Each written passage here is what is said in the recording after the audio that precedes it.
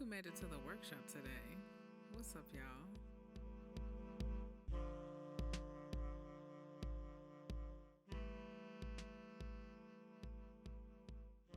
Hey y'all, welcome back to the Emotional Workshop, your forever safe space to chill, feel, and heal. If you are new here, I'm Katera. I'm hella emotional, and I created this workshop for us to have a space to sit in our shadows, reflect on our thoughts, and come out on top, baby. What's up? How are y'all doing?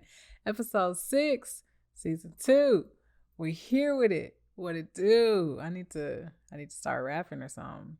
I'll be having these bars, y'all. I'll be having these bars. And like they just be coming, and sometimes it just makes me rethink my whole career. You know what I'm saying? I really don't be having bars like that. I really don't. Put me in a freestyle, it's going to be terrible. You're gonna be like, she lied. She made that up prior to the show, and then she stuck it in there and tried to act like she freestyled it.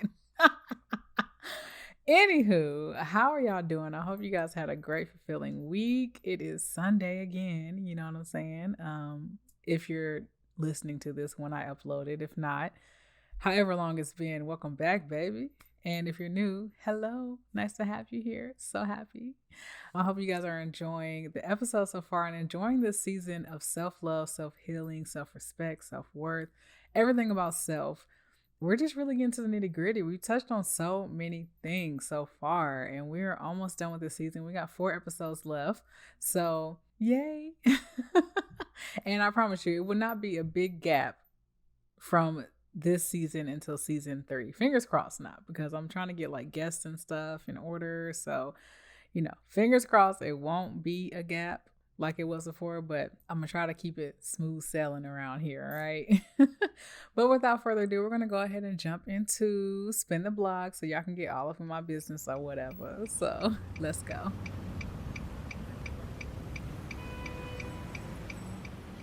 So in previous episodes, I talked about how I visited home when I went back home to Nashville when I took my little break from work, right? It was a time. First off, I think I went there for too long. Like, I don't ever need to visit Nashville for a week ever again. Ever again. Okay. At some point, I was like, okay, it ain't enough things for me to do here. That's why I left in the first place. Okay. So I don't need to be here for a week. Like 4 days max is probably like a good time to be there.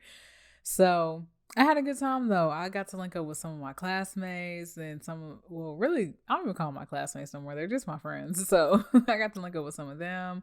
I got to link up with my long childhood friends that I'm still like besties with to this day. See my good sis and just vibe out. Me and my girl Tiff, the one that came to visit me for her 30th birthday. I got to see her again. And every time we get together, it's just a lituation. We went to like 3 to 4 different parties while I was there. It was really freaking fun.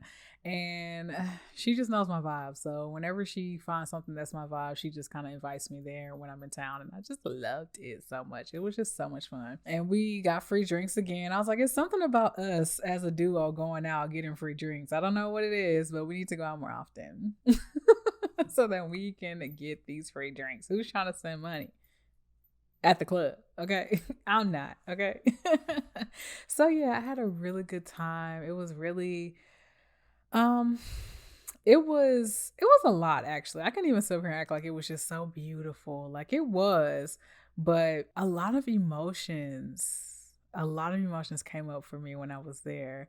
Like specifically the nights that I went out with some of my friends, like I started, of course, drinking and stuff. And when you start drinking, you start drowning in emotions. And I'm already an emotional person. So it was just like, oh my God.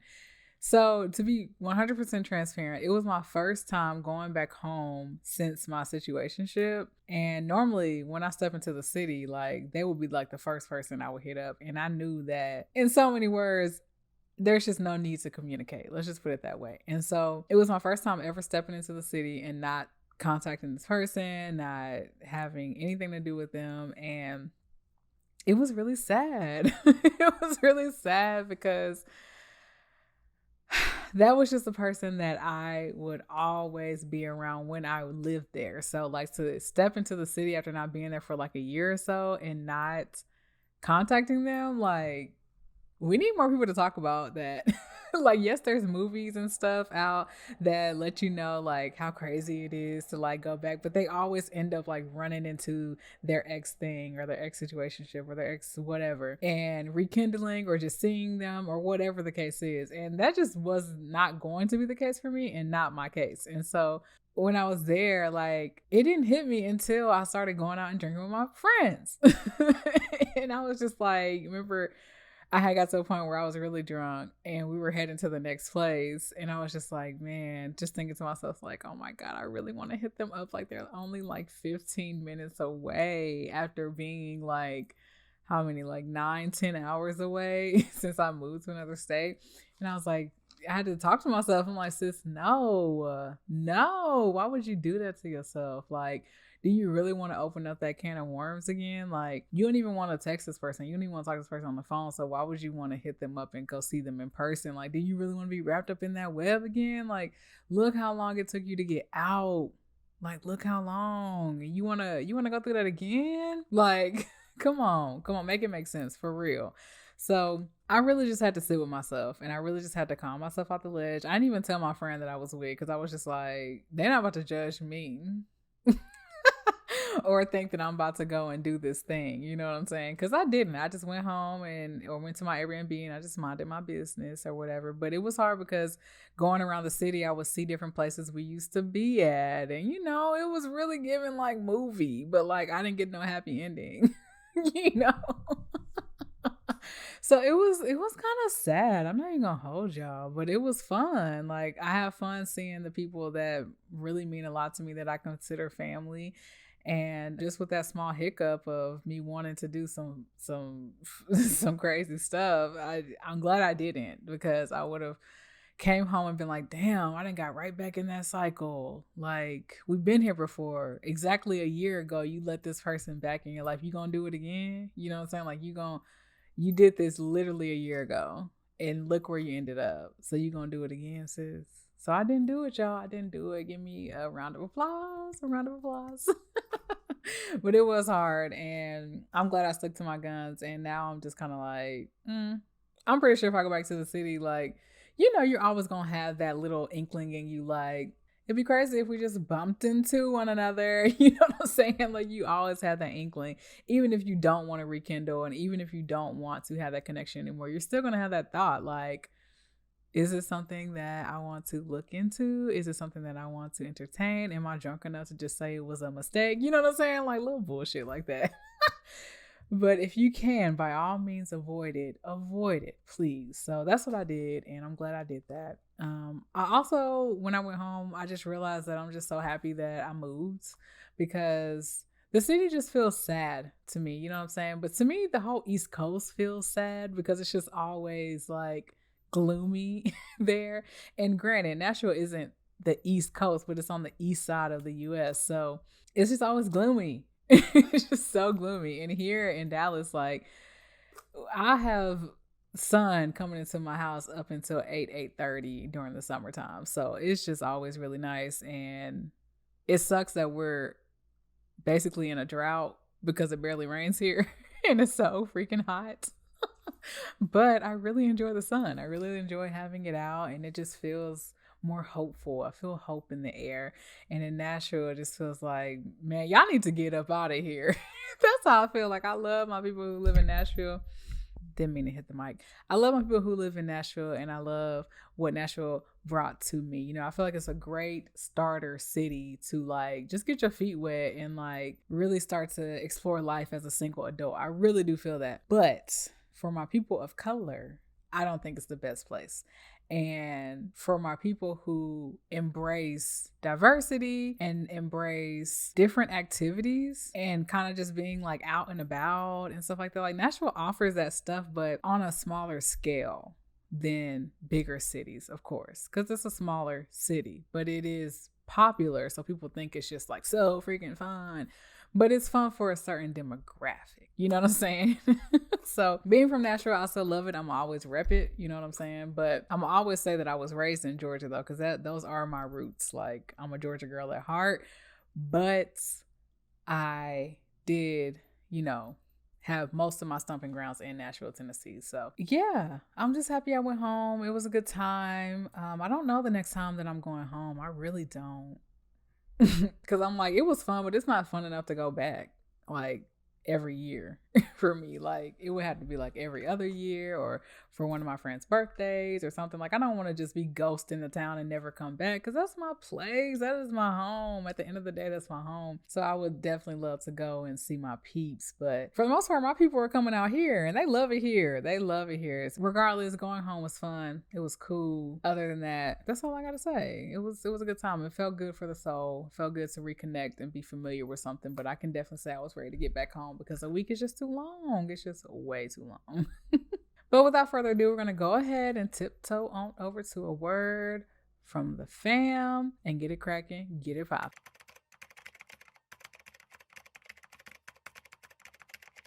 Okay, guys, so this quote comes from a Chinese philosopher, and I'm going to try not to mess up their name because I've already listened on Google and on YouTube for the pronunciation, okay?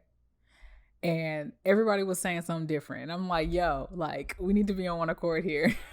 If we're trying to learn how to be politically correct, we need to be on one accord. One band, one sound. That's it. Okay? But it's not playing out that way. So I'm going to say it the way that I heard it the most.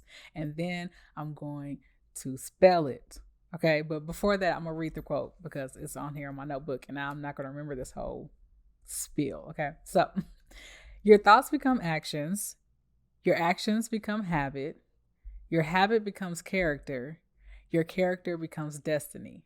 Transform your thoughts. You'll transform your destiny. Okay? That's not verbatim what this person said. It's kind of like a synopsis and a little add-on, a little takeaway here. But this person that said it is Lao Tzu. Okay? This is how you spell it. L-A-O. I know that's correct because I know Laos, Laotian. Lao, T-Z-U. Tzu. Some people said Chu. Some people said Tu. Some people said Tzu. It's one of them.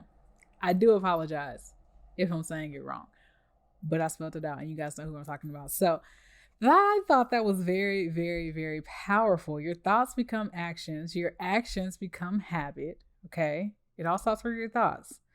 Your thoughts become actions. Your actions become a habit. Your habit becomes your character, and your character becomes your destiny. Transform your thoughts, transform that very beginning, and you'll transform your destiny, the ending. I thought it was just so powerful. I feel like there's no need for me to expand on that. Like, it is what it is. That's exactly what I said. It is what it is. And if you can just figure out how to change your mindset or take those steps to practice shifting your mindset and doing different affirmations so that you can get out of the mindset of negativity and what you don't want, tune into episode 3? I think it's episode 3 where we talked about what you do and don't want. Okay. If you can tap into all of that and then change your thoughts, there's no telling where you're heading. You know, you're going to hit the right alignment to reach the perfect destiny that you want. But you got to realize that everything plays a part into you reaching that destiny. And that does take me to another point. There was something I was listening to one day, and the question came up, do you believe that everything is fate and everything is destiny? Or do you believe that things can change, right?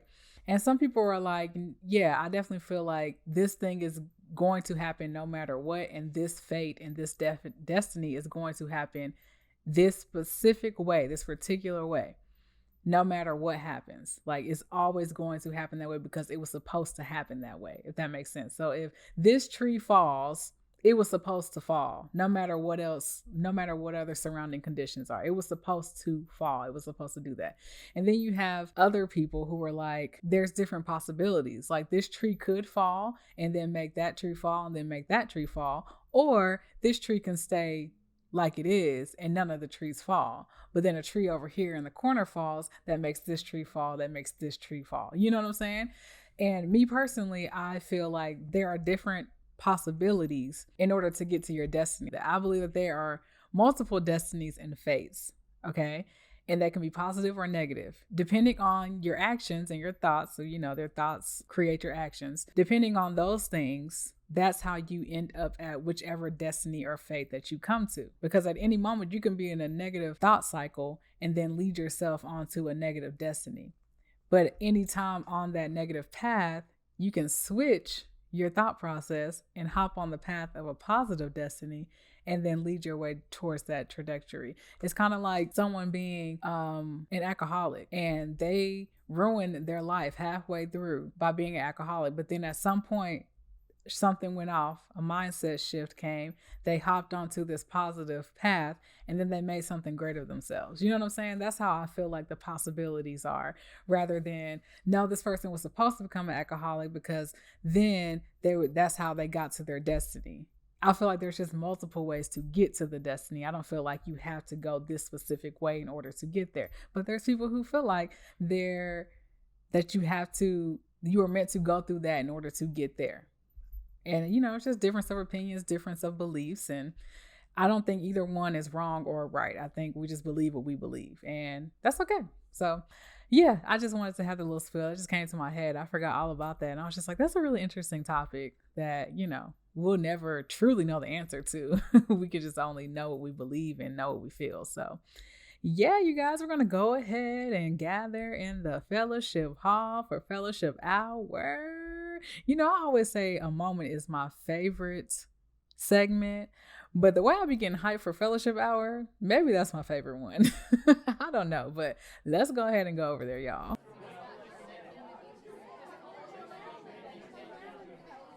All right, you guys, this week's topic is all about meeting your own expectations and goals. It feels like that's all we're talking about this season, right? Like, how can we accomplish, achieve, and grow? How can we get rid of distractions? How can we build towards something? How can we do all these things, right?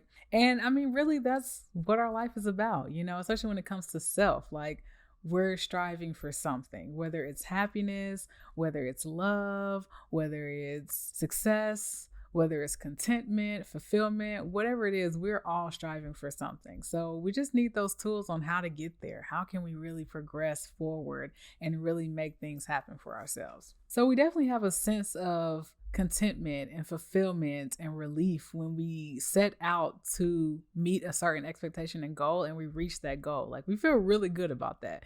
And there's something to be said about that. Like, if we didn't reach those goals and we didn't reach for anything and actually achieve it, then we would always feel super down and depressed. And some of us do feel that way because we feel like we're not getting to where we want to be or where we need to be. So I want to put emphasis on meeting our own expectations and goals, okay?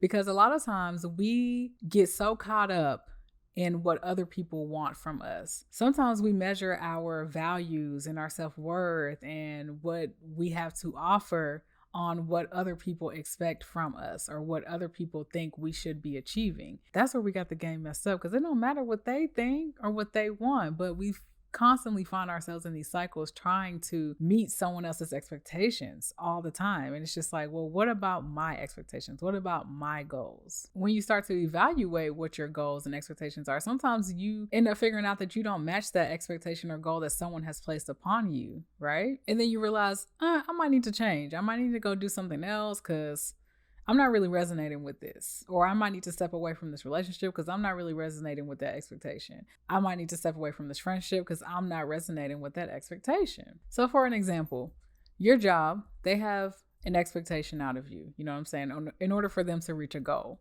And likewise, you have an expectation from them as well. Their expectation of you is to get this work done so that we can continue to reach our goals each year, each quarter, whatever the case is. Your expectation is, y'all better pay me. No, I don't know what y'all thought this was. Y'all better pay me, okay?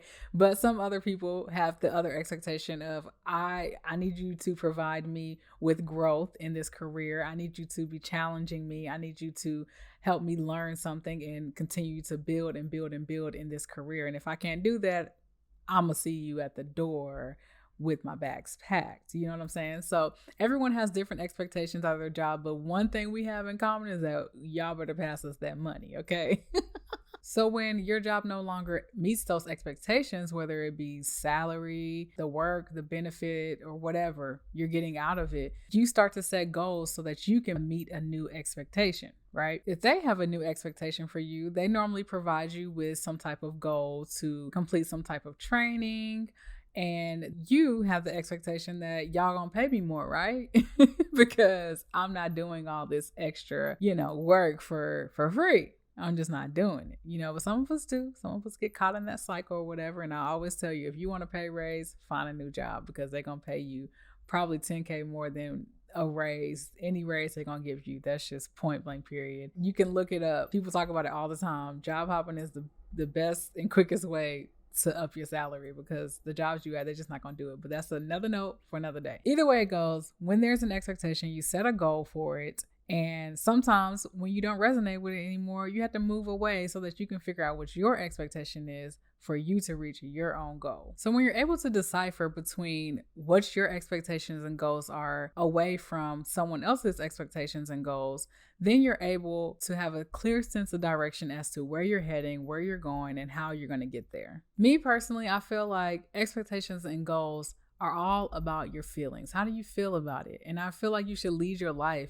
based off of how you feel, because your feelings and your emotions are a compass or a navigation system for you to continue on that clear direction once you listen to your emotions. Now, for all my practical people and logical people out there, they're going to be like, yo, she delusional. She delusional. She think that I'm just about to be making decisions based off of feelings, okay? To some extent, sometimes making decisions off of feelings is delusional unless you meditate on it and you continue to have that feeling throughout a long period of time.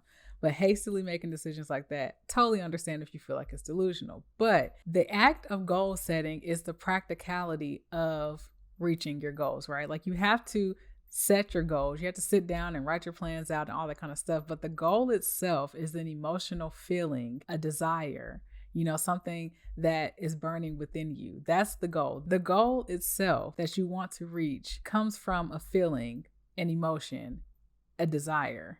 It comes from all of those things. You can't sit down and be practical about something that you don't feel, about something that doesn't light you up, about something that doesn't make you think, I might want to do that. I might want to bring that into fruition for myself. So yes, it might sound delusional to lead your life with emotions and how you feel and stuff like that. But if you don't use your compass, your emotional navigation system, then you're just throwing things at the wall and hoping that it sticks. You're not really following your passions and really following something that's going to probably bring you even more resources and even more happiness into your life. And to me, it's a slippery slope because if you're not leading your life with your feelings and going towards the things that make you happy and you're just doing the things that keep you stable or just keep you comfortable and keep you in the place that you feel like temporarily makes you feel good or every now and then makes you feel good, then you're kind of living in someone else's expectations and goals. You're kind of going off of the society standard, what your parents tell you should do, what your friends think you should do, what your spouse thinks you should do. You know what I'm saying? Of course, you got to respect the household. Like if you have a job and, you guys are being stable, you guys have plans and stuff like that, that's different. But if you know that eventually you want to work towards something that you're passionate about, you're going to have that conversation with your partner or with your friends or whoever you're doing life with, not really your friends because they can do something else. But if you're sharing life with someone and you feel like leading your life with emotions would mess up y'all's foundation, then that's when you have the conversation like, hey, this is something I really want to pursue. How can we make this happen? What is something that you're willing to sacrifice or what's something that I can sacrifice so that we can get to this thing? And I'm willing to support you in that way as well if you come to me in this manner. But right now, this is something that I do want to pursue, and I feel like it's always a compromise. It's always a give and take when you're in relationships like that. So of course you can't just be selfishly leading your life, but as a single person like me, I am definitely living my life off of my emotions at the moment. And I'm going to continue to do that because to me, my emotions are my intuition. It always leads me to a great place. The journey might not always be lovely, but it is beautiful. And I always end up better than I started. So I will forever live by that. So I just want you to remember your goals start from a desire, they start from an emotion, and they start from a feeling. But yes, the practicality does come in with goal setting and making plans for you to reach those goals, your expectations on how to reach that goal. And when you can acknowledge that it is a desire or a feeling or an emotion and you start to pursue it, you can only imagine how that feels, okay? Unless you felt it before. Like, it's just pure joy when you start to reach goals and meet those expectations of the things that you're passionate about, the things that light you up, the things that got you feeling in the first place. So what does it look like to reach your goals and expectations? Okay, we talked about this in being scared of success. You know, I forgot what episode number it was, but we talked about how scary it can be, you know, while we're even scared to be successful. But what it looks like to reach your goals is it's scary, it's unclear, it takes sacrifice, it takes patience. You got to be flexible and adaptable. Like, it's not an easy road to just, okay, I set these goals, these plans, these expectations for myself. I'm just going to do it. And I'm going to make it come true. It's just going to happen. It's going to be easy peasy because I got the whole plan laid out. Like, that's just not how life works. It would be nice if everything just went according to plan. But how boring would life be if everything just went according to plan, right? I mean, seriously. So keep those things in mind and don't let them discourage you, but just know that there are some things that you have to take into account when you're reaching for new heights. So even though these things do come up during your plans and they might ruin your plans a little bit, you have to just really imagine yourself doing this goal. Like, see yourself in that goal, envision yourself accomplishing this goal, and also realize that it might require a lifestyle change. You might just have to go through different things in order to really get to this goal. And you might have to cut back on this thing, or you might have to cut this thing completely out of your life, or you might have to introduce something new to your life in order to reach this goal. And that's okay, because at the end of the day, the main thing here is to reach the goal and not to get lost in the little details, but to look at the bigger picture of the goal. How are you going to get to that goal? So what are some things you can do to reach your expectations and your goals, right? You can definitely invest in your knowledge. That's number one. That is top tier, okay? Whether you go back to school, whether you look on YouTube, because time is an investment as well, whether you had to pay money or not, time is an investment. You can look up courses online. There's a lot of platforms that allow you to, you know, take courses depending on what you're looking for. I know a lot of Ivy League schools are offering free courses. Like, there's just a wealth of knowledge around. So if you want to reach a goal, your first step is investing in some type of knowledge. Okay. You got to be able to expand and be open to new information, because if you already had this information, you would already have the goal. So you definitely need more information to reach the goal, because you clearly don't know what it is yet. Another thing is to stay consistent and disciplined. That's hard, okay? And when I say consistent and disciplined, I mean not just with your goals and expectations, but also with your boundaries, with your self-love, with your learning. Like, you have to stay on it, because if you allow people to come in and push your boundaries around, or you don't give yourself that cutout time to work on this stuff, then you're just hurting yourself. You know, if you don't take a break when you know you need to take a break, you're hurting yourself and the progress you're trying to make towards that goal, you know? So you got to take a break. You got to love on yourself, but you also have to stay disciplined and consistent at it, or else you will never see the growth of it. You'll never see the end result of it either. Write down your plans. Write them down. Don't keep thinking about it, because if you think about it, it can easily be a thought that's gone and never thought about again, and you'll never remember that you forgot about it, because you forgot about it. So write it down. Please get a journal out, do a vision board, get some sticky notes. You could type it on your notes app, whatever is going to allow you to see it. Okay, do it. And if you do it on your notes app, take a screenshot and put it on your lock screen or on the background of your open screen, or whatever they call that. Do something so that you can see it regularly, and do it so that you get it on paper and you make it real. Writing it down and actually going back to it to see, have I done that? Have I done that? Have I done that? It's going to allow you to get closer and closer and closer to where you're trying to be. Okay. Make a plan and stick to it. See a plan through, because a lot of us like to get up in a plan and we're just like, all right, this ain't working, this ain't working, this ain't working. Now, sometimes when you get in the plan, you do realize like, okay, I need to tweak this and tweak that. So example for me today, I was recording some episodes and I was like, yo, my mic is just so low. Like, what in the world? And so my videos were uploading to my computer and I was just like chilling, having a little pretzel break, and and then I had a thought and I was like, well, you got another mic, like hook that up and see how that sounds. Hence the new mic, okay? Which hopefully you didn't hear the difference, because I'm just going to turn it up in my editing app with my older mic. But with this mic, it is a lot louder. So I was like, okay, maybe I should change the mic. So I changed it. I tested them both out and I was like, I'm going to change the mic, you know what I'm saying? And that went away from my plans. I wasn't even in the plans today. And if I would have just stuck to the plan and been like, no, I got it all down, I got it all perfect, then I would have been missing out on better quality sound. You know what I'm saying? So it's like, sometimes you have to divert from the plan and then get back on the plan or make a little tweak here and there. But overall, I'm still sticking to the plan. I'm still recording. I'm still, going along with everything that I was going to do, So that's what you have to remember. Stick to your plan. You can make adjustments, but stick to it. If you're not a planner, look for some resources. There are a ton of resources out here, y'all, where you can figure out how to plan successfully for yourself. Whether you're a list person, whether you're an alarm person, whether you're just like have to have a sticky note on the door before you walk out person, whatever's going to help you to make a plan and try to make an overall plan and then use each day to meet those little goals throughout the plan, if that makes sense. So every day you should have a plan towards the plan. But I'm not going to confuse you. So if you're not a planner, just go and look at how to plan things.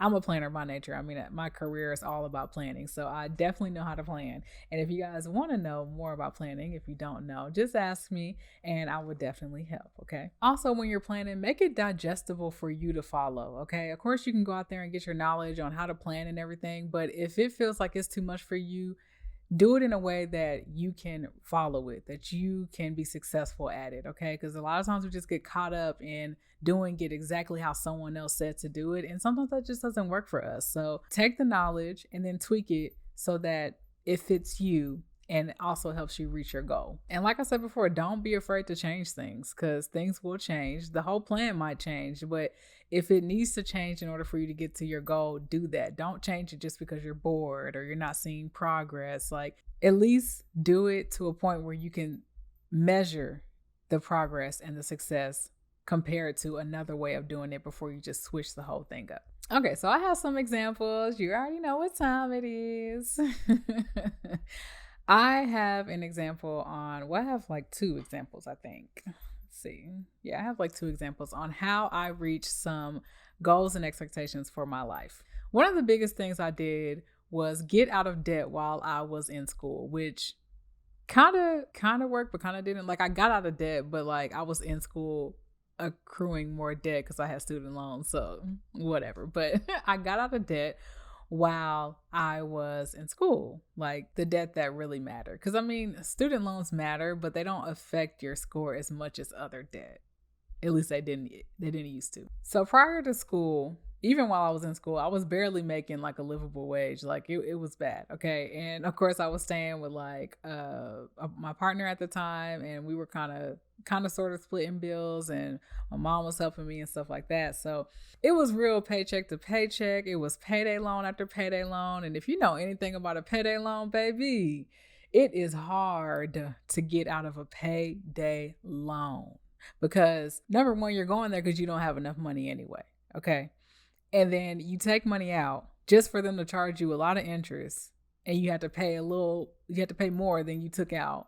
And then the cycle continues because you're like, well, I need money, so I'm gonna have to take another one out because I had to pay y'all for taking it out in the first place. And it just keeps going and keep going, right? Especially if you're not making more money. So those days are over, but I do know it is a struggle for people out there. Okay. I definitely was just like broke to the point where credit was bad, and I was budgeting so much. I feel like you budget a lot when you're broke.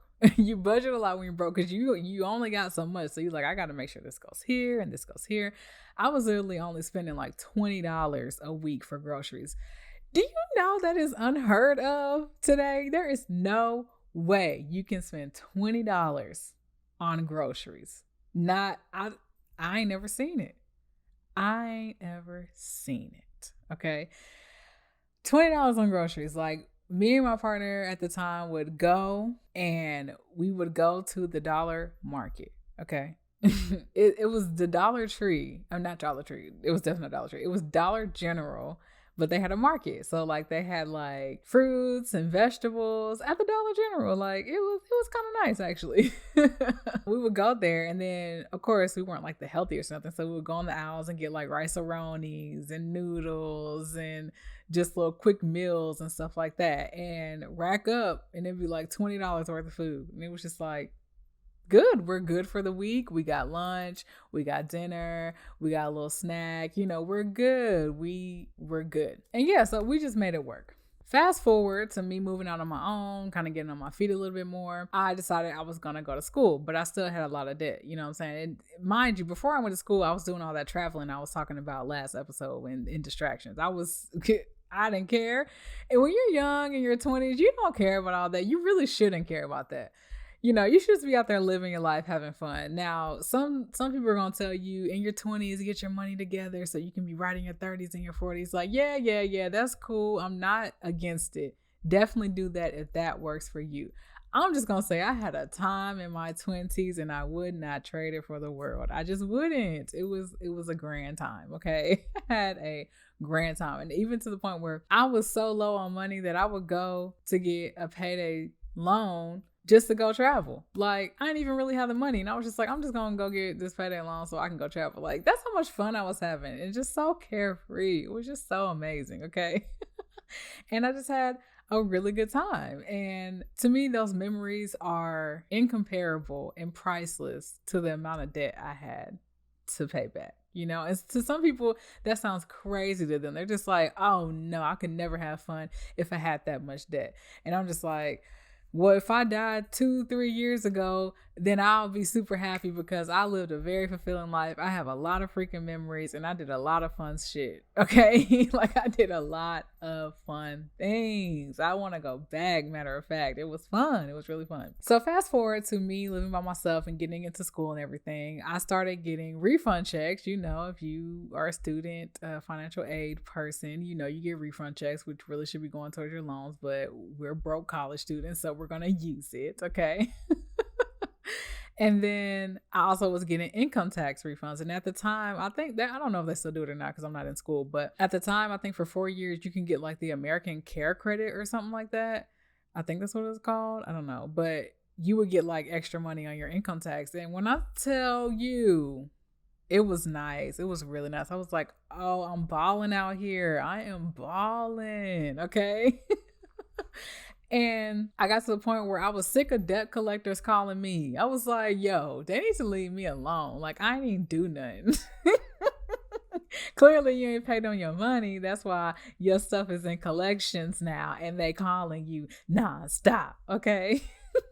So slowly but surely, I started making better decisions, right? I was finally a manager, so I was making more money and I was slowly but surely paying off my debt because I was, like I said, sick of the debt collectors. And I was like, okay, I can start paying some of this because, I'm not traveling this month. So let me just throw some money at that so I can get my debt down and start to get better credit.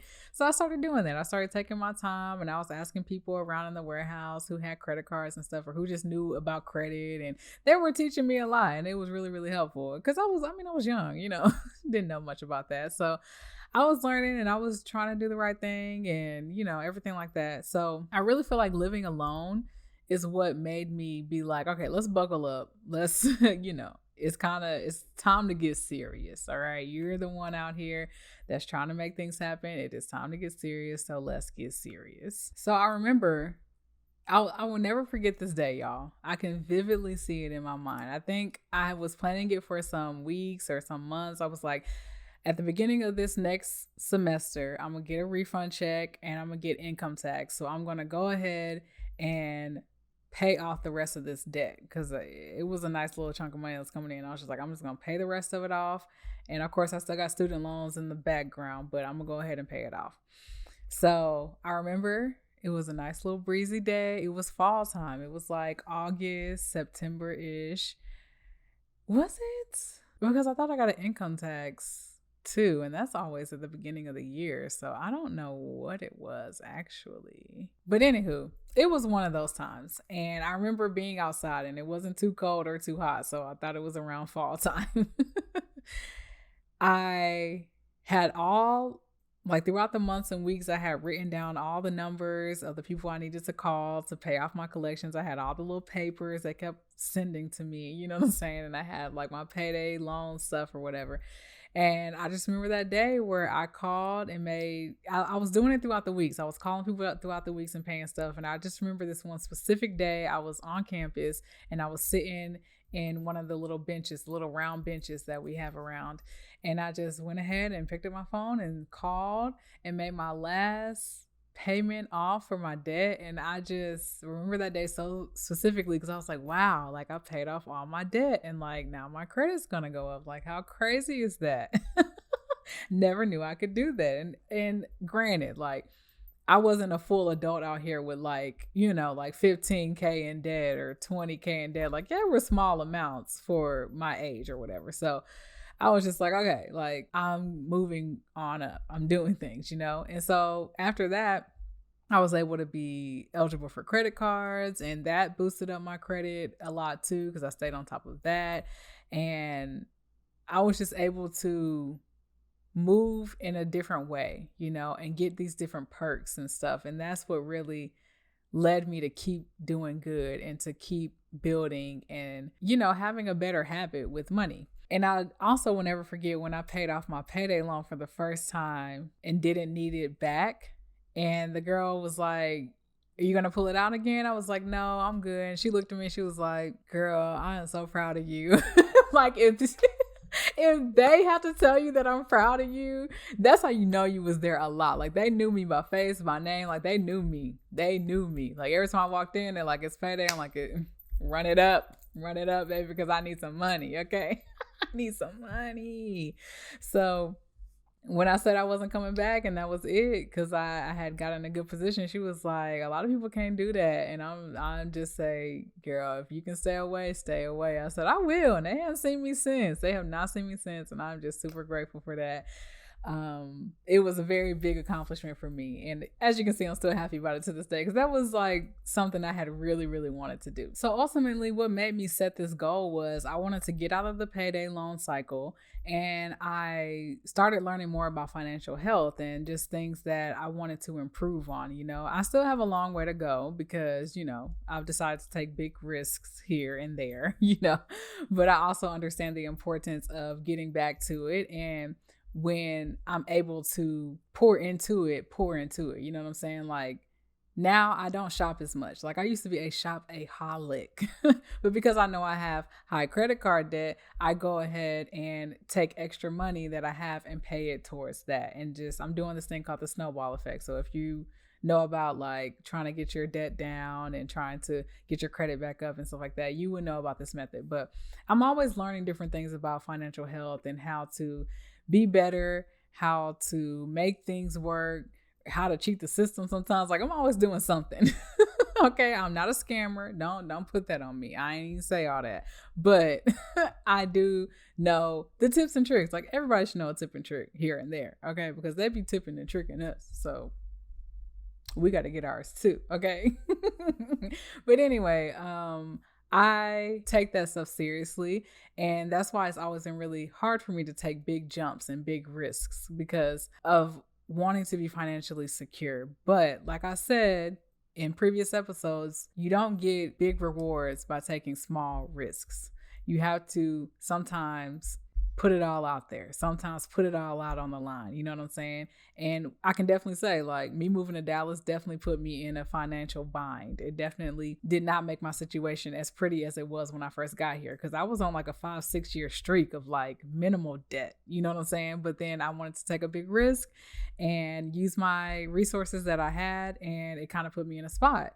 but I still wouldn't trade it for the world, because if I played it safe and waited till everything was right, I'll probably still be in Nashville. You know what I'm saying? So it's like, it's balance. It's all about balance. And some people can't really see them willingly wanting or willingly stepping into the light to shake up their foundation in order to get a new foundation. Some people just don't have the courage to do that or the confidence to do that. And me, I just be out here flawless and fearless. Okay. I don't be flawless. That's a lie, but I'll be fearless. Okay. And yes, I still have fears, but I still go for it. And I also understand my privilege. I understand that I don't have kids. I don't have a family. You know what I'm saying? I'm not married or anything like that. So I don't have anyone else to worry about but myself. Like, if I'm in trouble, that's just on me. Okay. So another goal that I had was to minimize and eventually get rid of my crippling anxiety that I had, you guys. Oh my God. I've talked about it on season 1 a little bit, or kind of a lot of it. But I talked about how it was just so hard for me to be around other people and not like almost go into a panic attack. So like, I wouldn't want to go into grocery stores on myself. I wouldn't want to go to gas stations. I was definitely the girl not calling the pizza places or the Chinese places. Like, it was so bad that I would call my mom while she was at work and be like, hey, can you order me a pizza? And she's like, girl, you can't just call. Like, you call me, like, I'll order the pizza, whatever, right? And also, I was just like a person who was almost mute when I was at school or at work and stuff like that. Like, prior to me going to college, mainly like high school and stuff like that. Unless I knew you, I really didn't talk like that because I was just like, I don't want anyone to judge me or say anything because I'm shy, you know? Which, now that I'm thinking about it, I'm not really shy. I'm just really introverted and observant. So, you know, it comes with its things, as you know. So I recognized that the reason why I had this crippling anxiety is because I was so shielded from the world. I was kind of a sheltered child. Like, I had freedom to do what I wanted to do, but I also wasn't exposed to a lot of things. So it was like I was shielded in a little bubble, and then all of a sudden I was just thrown out into the world to just figure it out. And I was just like, this is a lot. I don't know what to do. You know what I'm saying? And now I'm scared. That is exactly that's the perfect way for me to put how I felt, like, from the age of, like, I don't know, like 17 up until like 25. Like, I was just kind of like, what am I doing? Like, what is life? I don't know what to do. How do I do this? How do I do that? Like, I've never had to do any of this stuff, which a lot of us feel that way, you know. And there were some things I could call my mom about, but there were some things I couldn't. I was just like, all right, I got to kind of figure this out because, like, what's going to happen?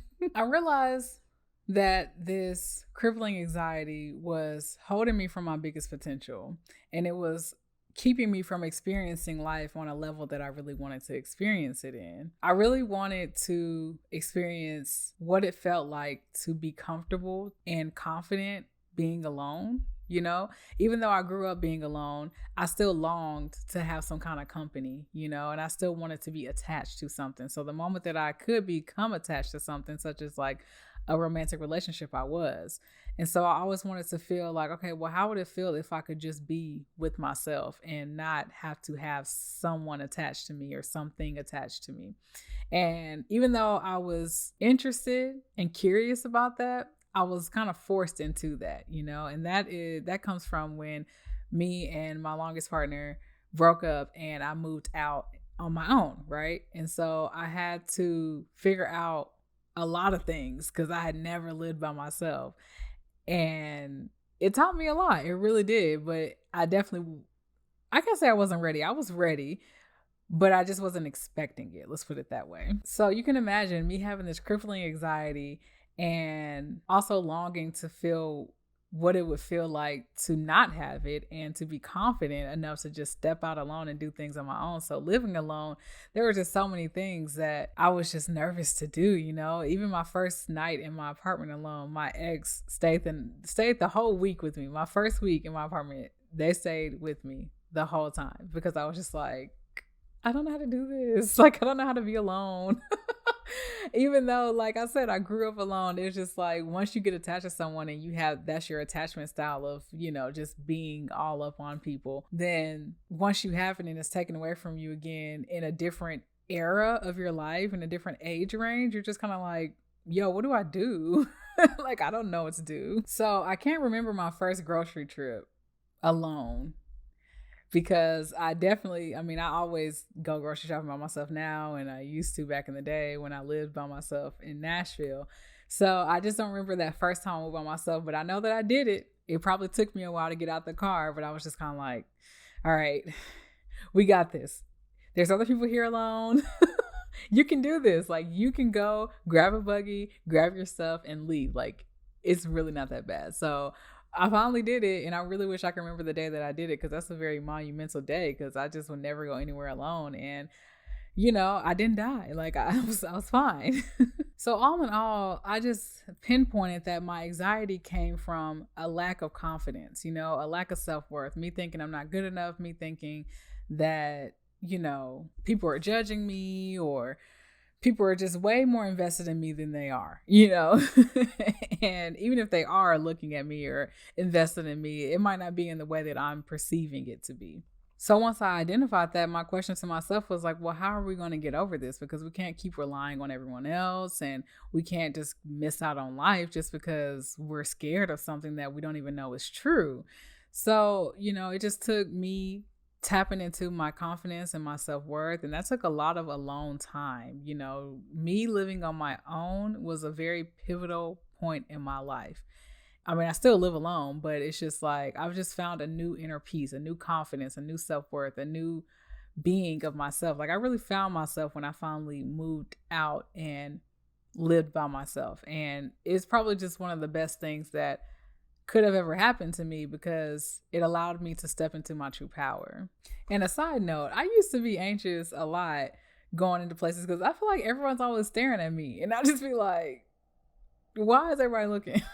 But number one, I'm a tall person. Like, I'm not like 5'10" or nothing. Like, I'm 5'7". But for some reason, people be looking at me like I'm like 5'10" or something. And I'm just like, hello, So that's another thing. Like, being in my head already and then having people stare at me, I'm just like, I don't know. People stare for many different reasons. And I could sit here and list all the different reasons. But at the end of the day, I shouldn't be worried about them, right? Because that's what Lisa Nichols said. If you listen to my other episode, other people's perception of you is none of your business. Keep it moving, keep it rolling, okay? So even though I've worked through that crippling anxiety, I still have it, and one of my biggest things towards that crippling anxiety or healing past it was to move to Dallas on myself, like I did it and I'm out here doing it. And it hasn't been hard, but it hasn't been the easiest either. I still have my times where things pop up. And recently, about a year and a half ago or so, I was going to go to this art show and I chickened out of it because I was just so nervous, you guys. I was so nervous. I was like, man, I haven't felt this way in so long, but here it is, knocking on my front door. And I was so close to just being like, just go, just go, just go. I mean, I was in the car and I was looking at my phone and everything, like, how do people get past anxiety of going out alone? How do you get past the fear of being out alone, right? And there were so many helpful things like, people admire you when you're out by yourself because they wish they could go out by themselves too, and some people are just curious about you, or you might actually end up meeting a friend. You'll probably feel better going than not going, all this stuff. It was really helping me. And then I sat there and I thought about it some more. I psyched myself out of it and I was just like, I can't go. I can't do it. I'm so nervous. I'm just going to go back home. Right. And I didn't go, you guys. I didn't go. Like, I bought a ticket and everything. It was this cute little art show. And I was just like upset with myself that I didn't go. But at the same time, I understood that I'm still on this journey of fighting this anxiety that comes up with me, fighting my mind and my thoughts, my overthinking. I'm still on that journey. So it's okay to take baby steps. It's okay to fail sometimes, because next time that it happens, I can use this time as fuel, as well, what happened last time? Like, you wish you would have went. So let's just go this time, And I can say recently, I went to something that was equally as big, if not bigger, and kind of conquered that fear too. And I went to a flea market here that has like over like 1,000 something vendors. The art show I was going to go to had like 30 or 40 something vendors. But this flea market has so many freaking vendors. And I was like, oh my God. And I'm like by myself, and I stick out like a sore thumb. I just be sticking out. And so I can't really just blend in. And I was just like, let's just go. Let's just go. And I went in there, had a good time. I met cool people. I didn't stay long because I almost passed out off of a heat stroke. It was so hot, but I'm gonna go back in the fall and enjoy myself, enjoy the food, buy some things, and just really sit back, relax, and kick it because I deserve that. A new goal I have set for myself is something that I really, really, really, really, really, really, really, really, really want to do. Okay.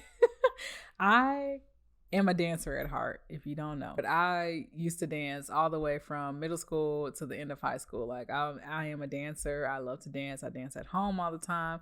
I'm always trying to learn a new choreography routine. Like I'm a dancer.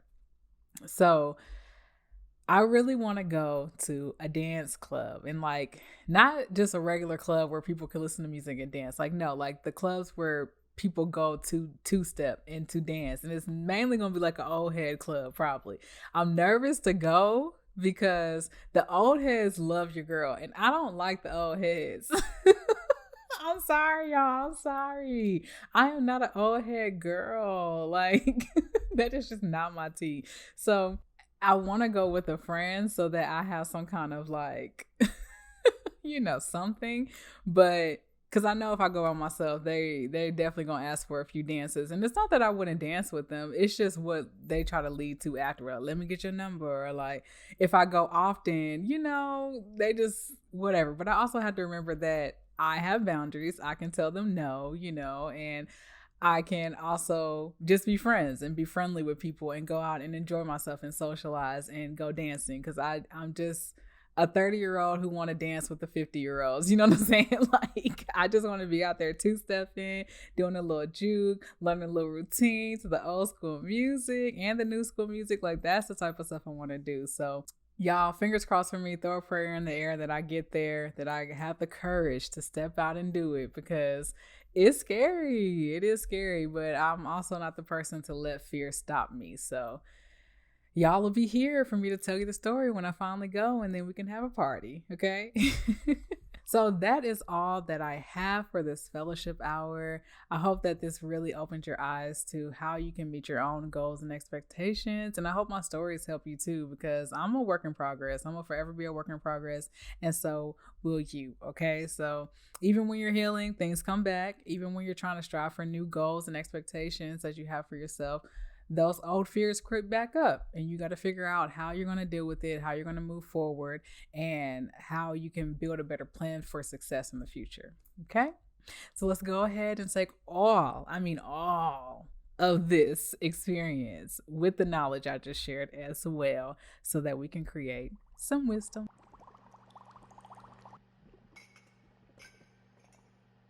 Okay, guys, if you're new to the lab, this is just a shadow working journal prompt segment of my podcast of the emotional workshop. So I always read from my notebook, and yeah, let's get it. So number 1, we have, what are some goals and expectations you have for yourself? Okay. Number 2, have you sat down and gathered information to help you reach this goal/expectation? Have you really got down to the nitty gritty? Have you really thought about it, or has it just been lingering in your brain?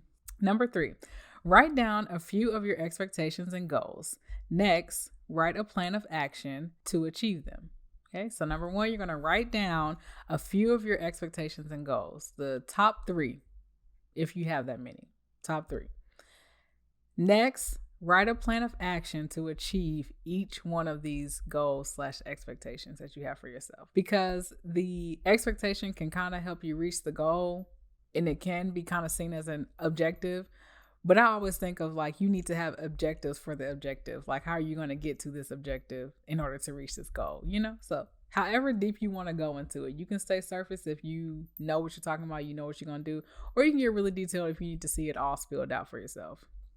All right, number 4, after you write down everything from number 3, number 4, I want you to write down a list of reminders for you to have as you work through meeting these goals and expectations. Okay, so writing those little reminders and different reminders and affirmations that's going to allow you to empower yourself, allow you to really step forward and be confident that you can do this, is going to really help you stay on track. Okay. So I hope that these questions open you up in a way that allow you to help you meet your goals and expectations. And I'm super excited to see what you guys come up with. Okay. Please share with me. Share with me what you come across, what you decide for yourself. And I'm just excited that you guys are taking this step to work on you. Okay. So without further ado, before my camera dies or runs out of storage again, I am going to go ahead and get to my favorite part of the show, a moment.